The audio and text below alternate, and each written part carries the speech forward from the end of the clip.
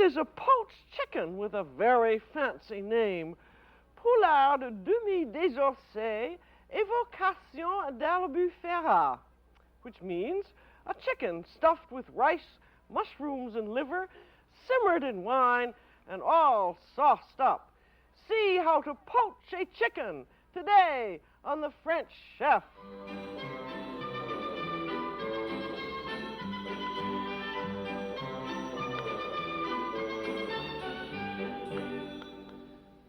The French Chef is made possible by a grant from the Polaroid Corporation and by a grant from Hills Brothers Coffee Incorporated.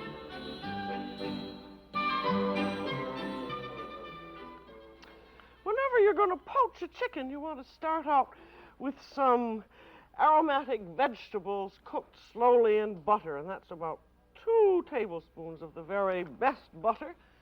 And then you want about 2 cups of mixed sliced vegetables. And I've got in here an equal amount of sliced carrots, onions, leeks if you have them, and celery. And then these are to cook very slowly and gently in butter in a covered casserole for about 8 or 10 minutes. And these vegetables give off much more flavor if they're cooked first. If you're on a diet, which is too bad, you don't have to cook them in butter. But they'll taste much better if you do. And now this poaching a chicken means that after you have snuck it out of the chicken coop, you then cook it very slowly in wine and aromatic vegetables. And this is a very French way of cooking anything delicate like fish or a lovely roasting chicken. And this is a roasting chicken. And you can do a perfectly ordinary trussed and stuffed roaster, or you can have a special one. And this is a very special one which has had a little operation. The skin over the top has been slit, and the white meat has been taken off and sliced. And then the half of the carcass has been cut off. We've done this before. We did it in Operation Chicken, and it's very easy to do. But the object is that you have your sliced white meat, and then you have this lovely boat shape, which will hold a whole lot of stuffing. And this is a 4.5-pound roaster. Be sure that you get a roaster. Look at the label. And it'll serve 4 to 6 people.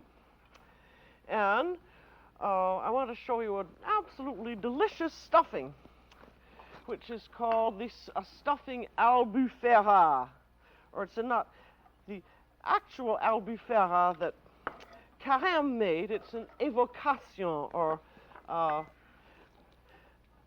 one that's something like it. And albufera means that it has rice in it. And I'm going to start out with some chopped shallots and about a tablespoon of butter in my pan. And then we're going to have some mushrooms. And I'm going to make about 2 cups of stuffing. And I'm going to use canned mushrooms. And I'm going to use canned mushrooms purposely because you can use them. You don't always have fresh mushrooms available. But if you flavor up the canned ones, they can be very nice. And that's just sort of an ordinary can. And the idea is to cook them with a little flavoring so that you wouldn't know that they were canned. And then you have some chicken liver. You have the one liver that came with the chicken, and then you can add an extra one if you'd like. The real albufera stuffing has diced foie gras and truffles, which raises the price considerably. But with mushrooms and chicken livers, you can do very well. So the liver gets cut into dice about, 1/4 of an inch, and then they cook with the mushrooms. And then to give a little more flavor, you also put in some salt and pepper. There's some salt, and there's a little pepper. And then a few little drops of Madeira or port won't hurt anything, and that is very nice. I'm putting in just about a tablespoon there. You could put in a little more if you want. But you always want to cook the stuffing just a little, cook the liver until it is not raw, but what could you say, still has a little consistency to it, because it's not going to cook very much when it gets into the chicken. I think a lot of these canned things, when you use them, if you add some extra flavor to them, they taste practically like the fresh. And this you want to cook for about 2 minutes. And you want all of the liquid to evaporate, so I'm going to put it on a hotter flame here.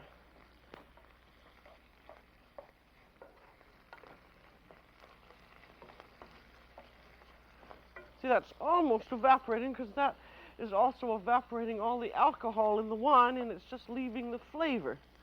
And when you're cooking with wine, as I've said before, and I shall keep repeating, only use it if you're going to use good quality, otherwise just leave it out. And then for the rice, you want to take half a cup of plain raw rice and boil it in a large quantity of water until it's just tender, and that'll give you about 1½ cups. And then in goes the mushroom and liver business. And then, because you have to have the stuffing hold itself, you want an egg in. So just break in an egg in a little bowl and then beat it up with a fork. And you're not sure that you want the whole egg, so put in about 2/3 of it and stir things around just so that the rice is moistened. And if you feel it's too dry, add the rest of the egg. I think that about 2/3 of the egg is fine for this time.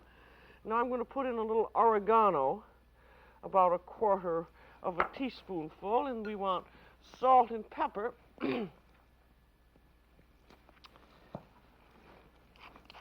There's some more freshly ground pepper. And then you want to be sure and taste it, because it has to be perfect in every respect. Just taste some of the rice and see how that is. Very good. Has to be perfect because it's going to flavor the white meat after it goes in. Now you want to check your vegetables, ensure that they're cooking properly. I think I'm going to put those on a little bit higher. You don't want them to brown, you just want them to wilt. And now you have your stuffing all made. That's certainly a very simple stuffing. But if you flavor it up beautifully, that's the main thing. And if you want to stuff your chicken ahead, make sure that you let the stuffing cool.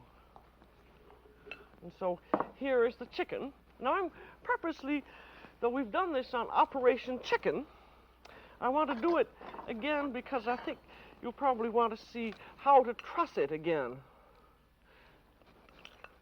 Because it isn't much of a problem to truss it, but you might have forgotten how it went. Now you put all your stuffing in. This is a very good stuffing for just an ordinary chicken too. It doesn't have to be a poulard de demi désossé. I'm going to push the legs back and stick a skewer through them just to hold them in place.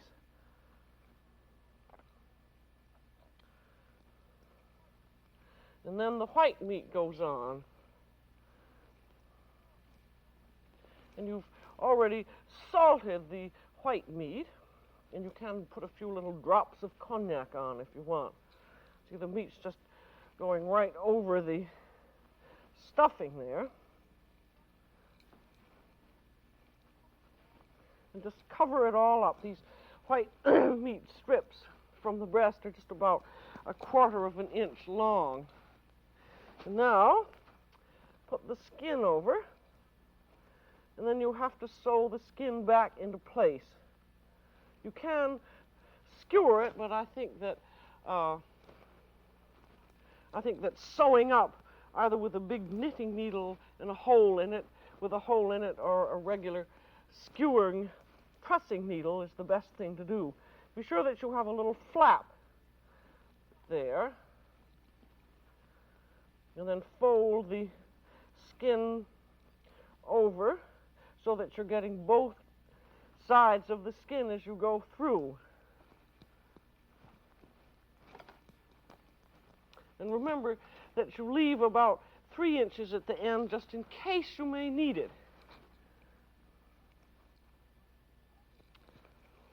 And try not, and don't overstuff the chicken because you'll find that you may have a little trouble.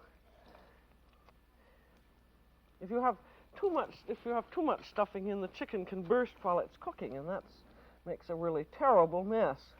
Now we're coming up to the top of the chicken near the neck.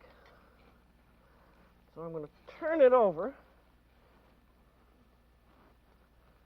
and secure the neck skin. You always have a little problem, of course, of getting the sewing out of the chicken. But that you come to when you come to it. But don't be too fancy and do over and over dressmaker stitches, because you'll find you'll have a terrible time getting the sewing out if you do. Now, that's back on its other side, and a little bit of stuffing has come out of the back, so I've just put that back in again.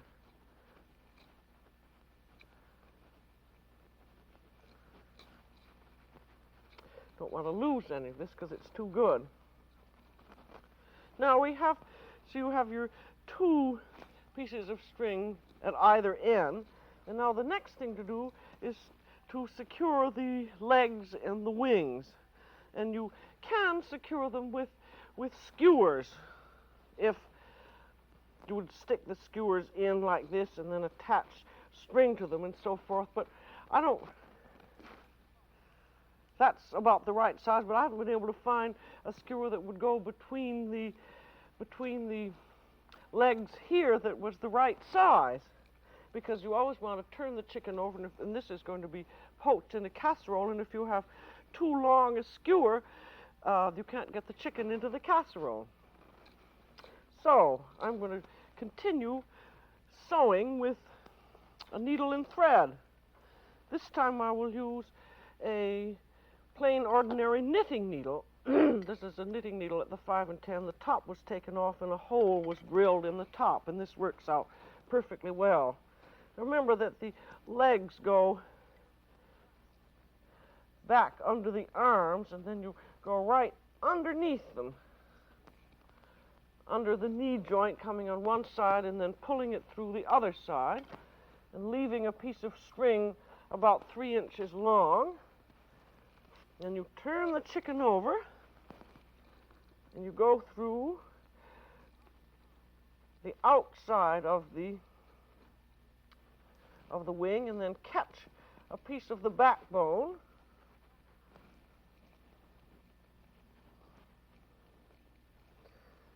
and then you go through the other side of the wing. I really think this is much the best way of trussing a chicken, because it looks so much better, and that's what you're after. Now we have all these pieces of string. Now you want to tie it and make a double tie.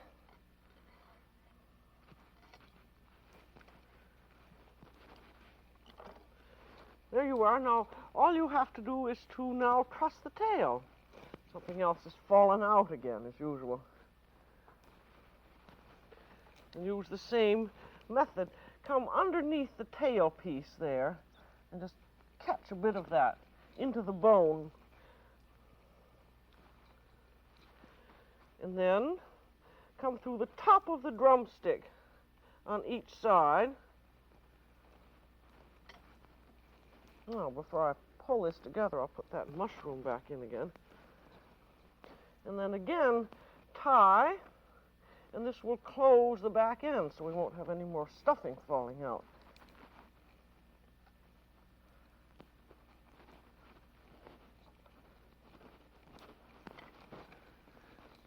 There you are. See, that looks just about like an ordinary roaster again, and no one would ever know that it had an operation like this. And now this is all ready to cook. And as usual, it should have a butter massage before it goes into the pot. This is not going to be turned as it cooks, so as long as the skin is flapped over to hold the stuffing in, it's all right. Because this is a very gentle cooking that this is going to have. Now I'm going to check the vegetables and see how they are.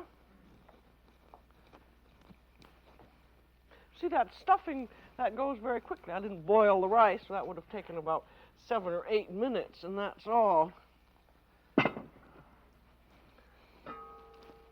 Now there are the vegetables. Now at this point I said that if you were on a diet that you didn't have to cook the vegetables in butter, because there's some poor people who are on a diet. In that case you would just add them after you add the chicken. Well, that was 2 cups of mixed vegetables. Now in goes the chicken, and we'll have the giblets that were left.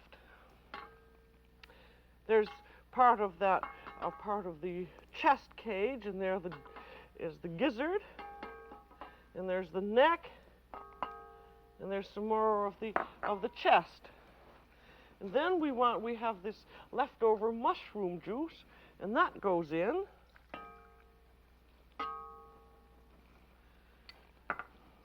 And now we have the rest of the ingredients that go in. We have some chicken stock and herbs and salt. And we have wine, because this is chicken in wine. So you want to use either 1 cup of very good dry white wine or 3/4 of a cup of very good dry white French vermouth. And then on it goes. And then you want some chicken stock in. You can use a good canned chicken broth or homemade chicken stock. And you want just enough in so that it comes halfway up the chicken. See, this is quite different from the usual boiled chicken because it isn't completely immersed. This is what the French call cooking à court mouillement, which means just a little bit of liquid. Now 1 bay leaf, and then whatever other herb you're using, I'm using again some oregano, about 1/2 of a teaspoonful. And then we want some salt over it. And then to act as an automatic baster, you want some pork fat or suet over. And this is a piece of pork fat, and you want to pound it and flatten it out. And you take just a big basher of any type. This one was given to me by my sister. And it's very good for banging things. I don't know, it's a British basher. I don't know what they do with it at all, but it's very good for this. And then lay this over the chicken, and that bastes the breast and also holds it in place. And then you want a piece of paper over it. And then you want it to come up to the simmer on top of the stove, and then it's going to go into the oven. And this is, be sure that you have a casserole that is flame proof so that you can always start it on top of the stove. I think these enameled iron casseroles are extremely useful because you can use all kinds of things for it. And I'm just waiting for that to come up just almost to the simmer. The reason that you always, whenever you're going to do a stew or a poaching or something like this in the oven, the reason you always bring it up to the simmer is so that you can time it properly. Now, as soon as it's up to the simmer, then put the cover on, and then it goes into the oven. And this is to go into a preheated oven. It's preheated to 325 degrees. And this 4.5-pound stuffed chicken will take about 1 hour and 35 to 45 minutes to cook. But you have to cook it very slowly. You want to be sure that, look, in about 20 minutes, check your oven and look at the liquid. It should be barely simmering, because if it actually boils, there's your paper covering, and there is your fat strip. If the liquid actually boils, the chicken may come apart. And then take the chicken out.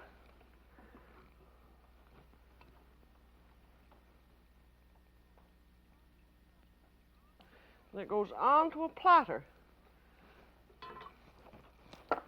That doesn't look,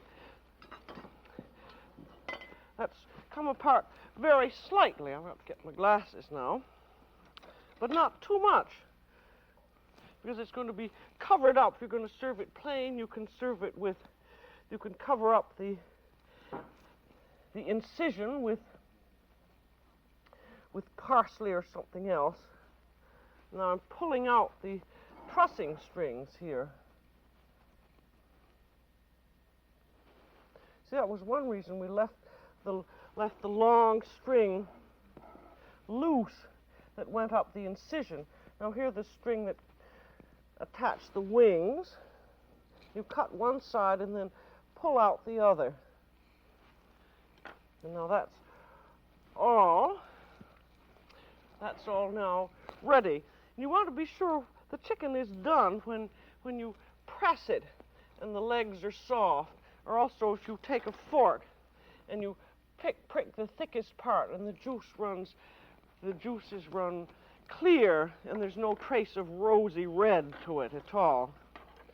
And now we have this delicious cooking stock, which you want to be sure and degrease. I'll move this over so that you can see. So tilt the pan and just skim off as much fat as you can. And this is never a particularly fast operation. You could use a separatory funnel and strain the juices and then pour it into the funnel. And that's, if you're a chemist, you know what that is. We used one of them once. And get off all the grease. Had already gotten some of the grease off before. I cheated a little bit. And now you're ready to make a sauce out of these cooking juices. And you can serve the chicken perfectly plain, just decorated and then with the juices over. Or you can make a sauce velouté, which we've done a great many times before, and this is going to be a very nice one with curry in it. We're going to make about 2 cups of sauce, so we want about 4 tablespoons of butter, and then about 5 tablespoons of flour, and we want some curry. And whenever you're using curry, you have to cook that first before you add the flour. We want just about a teaspoon of curry. And the cooking of the curry before gives it much more flavor. That's what all the Indians do, and I presume they know what they're doing because they use it so much. And then 1/4 cup of flour will be just about 4 tablespoons. You don't have to be terribly exact in this. If you find if you don't have enough, if you have too much flour, you can always add a little bit more butter. And then this, as always in any French sauces, you always cook the flour and the butter slowly together until they froth and foam for about 2 minutes over moderate heat. And this gets rid of that pasty flour taste and gives you the effect of a really fine sauce. And then after that has foamed for about 2 minutes, you then take it off heat and let it settle for a few seconds, and then you beat in your liquid. And this is a good thing to remember about sauces, is that if you're going to say you're going to use 2 cups of liquid, you don't pour all the liquid in at once. You put in, say, about 3/4 of it. And then you beat it up over heat, and then you tell how thick it is, and then you keep adding a little more liquid as you need it.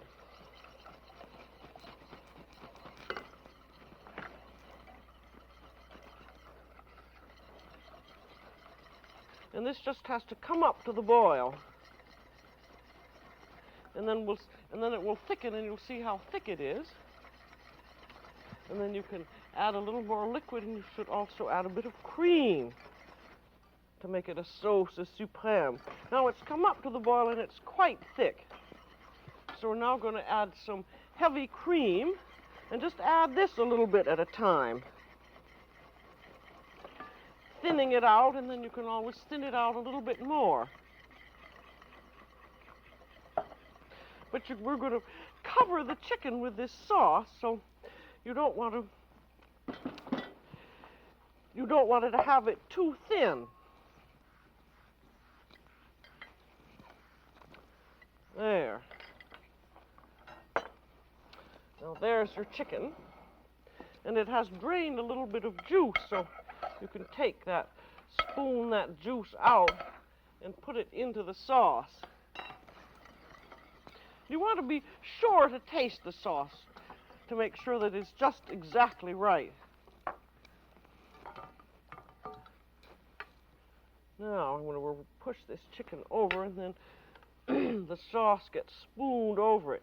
And you see, as soon as the sauce is over the chicken, it begins looking quite lovely.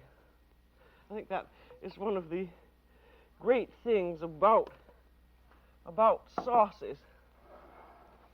Of course, they're not supposed to be a mask.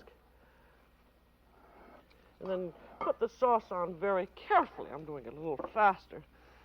And then you want, always when you've taken all the trouble to do this, you want to be sure and present the chicken at the table so that people will see how lovely it is. You see, that really is very handsome. And now, I want you to see how this chicken carves, because that's one of the great things about it. I'll take off my presentation greenery so that you can see everything. You take the legs off in the usual way, just by bending them back. And then, when you come to the breast, this is the marvelous part, you just are able to cut right down.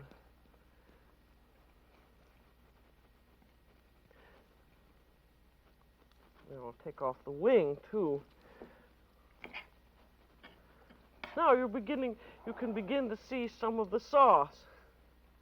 Some of the stuffing, I mean. You see that this is really a marvelous method. You don't have all of that fishing around for stuffing that you do in the ordinary chicken. You could. And I think the marvelous thing about a poached chicken is that you can also serve it whole and cold. And with a little decoration around and about, it just looks perfectly beautiful. So next time you want to roast a chicken, poach it instead. That's all for today on The French Chef. This is Julia Child. Bon appétit. The French Chef has been made possible by a grant from Hills Brothers Coffee Incorporated and by a grant from the Polaroid Corporation. Julia Child is co-author of the book Mastering the Art of French Cooking.